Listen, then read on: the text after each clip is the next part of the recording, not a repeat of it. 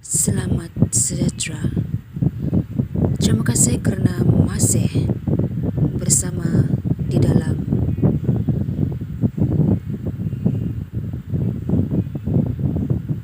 cerita dunia pinjaman.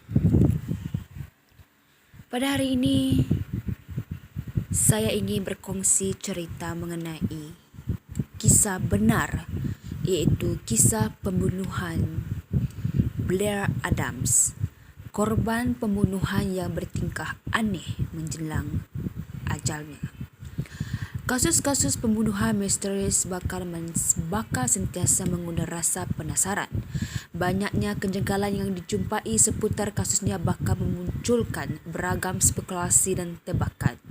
Tidak jarang kasus begitu anehnya kasusnya yang dimaksud. Mereka yang menyelidiki kasus ini terpaksa menyerah sebelum berhasil memecahkan kasusnya. Pasalnya, penyelidikan yang diharapkan bisa membantu memberikan petunjuk justru malah memunculkan pertanyaan baru yang tidak bisa dijawab. Satu dari sekian banyak kasus macam ini adalah kasus tewasnya Blair Adams, seorang lelaki berusia 31 tahun asal Kanada yang sehari-harinya bekerja sebagai mandor bangunan. Kasusnya yang terasa kian misterius kerana dari luar Adam nampak sebagai sosok yang periang dan tidak pernah terlibat dalam masalah. Di mata orang-orang dekatnya, Adam juga dipandang sebagai sosok yang menyenangkan. Namun semua itu mulai berubah sejak pertengahan tahun 1996. Sejak itu sikap dan perilaku Adams dikabarkan mulai berubah. Jika Adam awalnya dipandang sebagai sosok yang ceria dan optimis, sejak itu Adam justru semakin sering terlihat murung.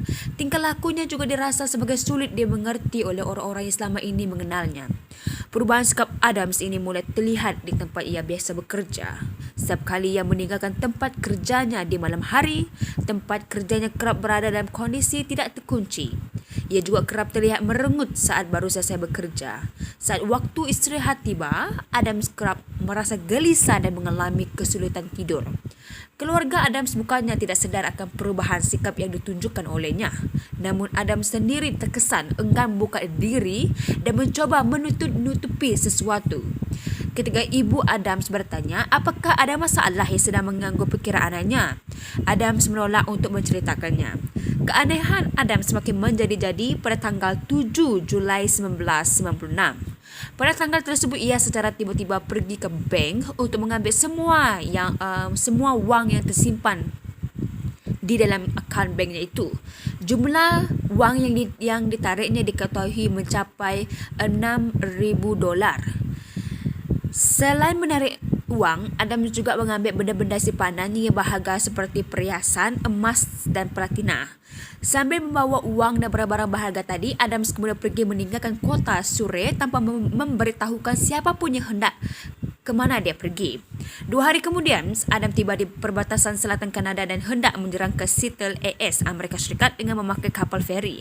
Namun saat ia hendak melanjutkan perjalanannya, ia dicegat oleh petugas perbatasan Amerika Syarikat yang merasa curiga.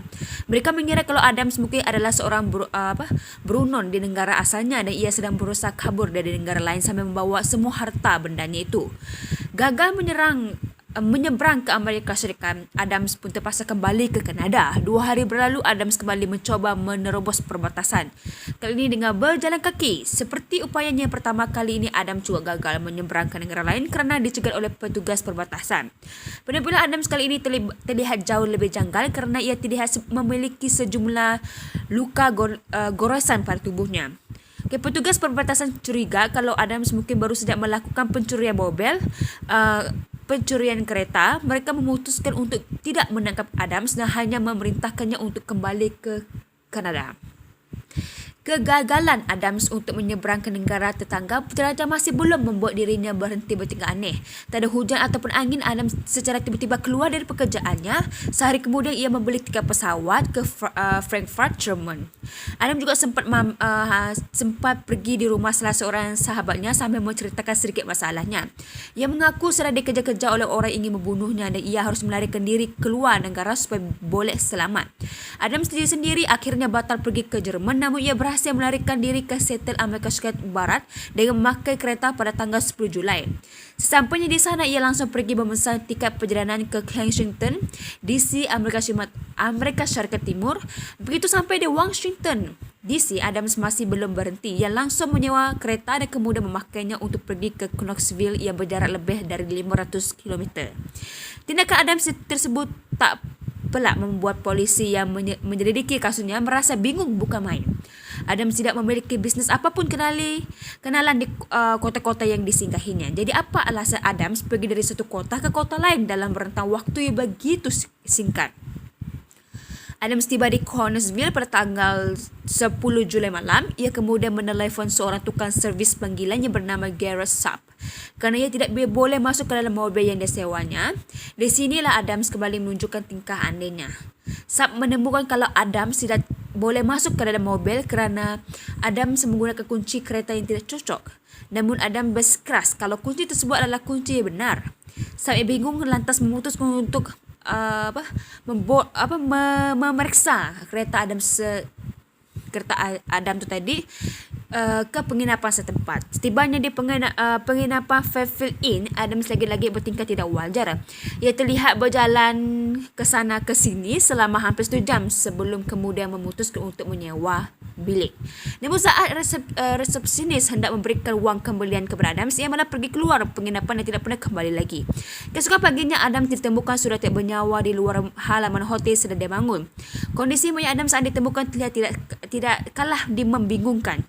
Ia terlihat tidak mengenakan seluar dan bajunya berada dalam kondisi yang koyak. Tubuhnya terlihat penuh dengan luka bekas, tusukan dan hantaman benda tumpul. Salah satu kasutnya ditemukan berada di bawah kepalanya, seolah-olah ia menggunakan sepatunya sendiri sebagai bantal. Adams awalnya dikira tewas akibat dibunuh oleh perompak yang ditemuinya di jalan. Namun dugaan ini langsung menguap sebegitu saja kerana tali pinggang Adams nampak masih berisi logam mulia berharga mahal. Jika Adams adalah korban perompakan fatal, maka barang berharganya tentu sudah raib di gondol pelaku. Hasil autopsi pada jasad Adams menemukan kalau almarhum tewas akibat pukulan yang amat keras di bahagian perut, mungkin akibat hantaman tongkat baseball atau semacamnya. Banyaknya luka sayatan pada badannya menunjukkan kalau Adams sempat mencuba melindungi diri saat diserang bertubi-tubi.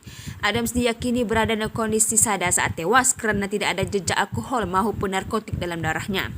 Polis juga menduga kalau Adams mungkin sempat menjadi korban penganiayaan seksual kalau melihat seluarnya yang sudah tidak ada. Atau boleh juga Adams dibunuh saat dirinya tengah bersama dengan penjajah seks. Namun kerana tidak ada jejak DNA yang ditemukan di tempat kejadian perkara, dugaan ini masih belum dapat dibuktikan. Hingga sekarang, kes kematian Blair Adams masih belum dapat dipecahkan. Kenapa Adams harus bersusah payah pergi keluar negara dan berpindah kota? Siapa yang sedang mengejar Adams dan kenapa? Kenapa pelaku yang membunuh Adams tidak sekalian mengambil benda berharga yang sedang dibawa oleh Adams? Kenapa mayat Adams ditemukan dalam keadaan setengah telanjang? Dengan melihat begitu banyaknya kejanggalan dan begitu sedikitnya titik terang dari kasus ini, nampaknya kasus kematian Blair Adams masih akan terus menjadi misteri yang memang tidak akan bisa dipecahkan oleh sesiapa pun. Itulah tadi merupakan satu kisah korban pembunuhan yang mana ia bertingkah aneh menjelang ajalnya. Semoga almarhum Blair Adams